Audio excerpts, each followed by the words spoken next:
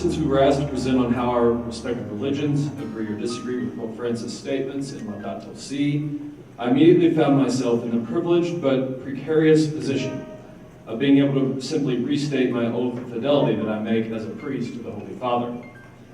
So on the one hand, as a priest, I can say that I wholeheartedly agree with the Holy Father's statements, and I am glad to echo his wisdom on the matter. But on the other hand, as the one and only Christian representative, I have to acknowledge the fact that amongst my brother and sister Christians, and even my fellow Catholic Christians, there's anything but a universal consensus in the view or response to creation care. The crisis for Christians facing the ecological concern or any human or worldly concern is always a crisis of faith. The disagreement or discord amongst Christians on how to use our common sense to care for our common home is not rooted simply in our disagreements on what personal and political initiatives should be made, but on our disagreement about the nature of Christianity itself, the truth about the person of Jesus Christ, and what meaning that it has for all of humanity. Essentially, we have different responses in the way we, not just the way we think, but the way we live to Jesus' question to his disciples, but who do you say that I am?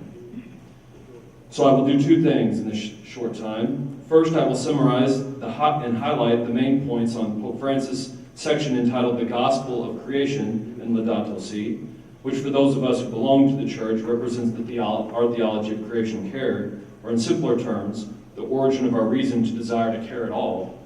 And second, I will briefly attempt to articulate the origin of the disagreements and division amongst Christians in regards to creation care.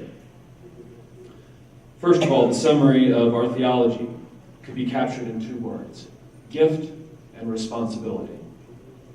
The origin of the Christian call to creation care comes from our awareness of identity and relationships. Our life in the universe we live in is, first of all, in the beginning, a gift that was created by God, the Creator.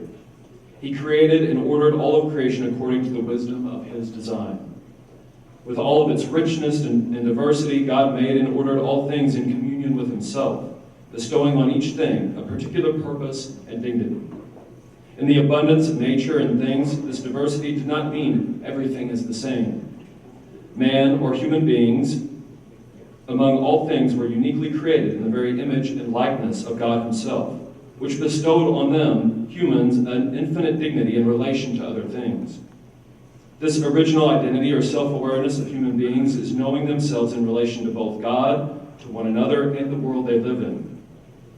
The perfect harmony of these relationships and the flourishing of a common life between God, humans, and the rest of creation is what the Church calls communion in the universal sense of the term.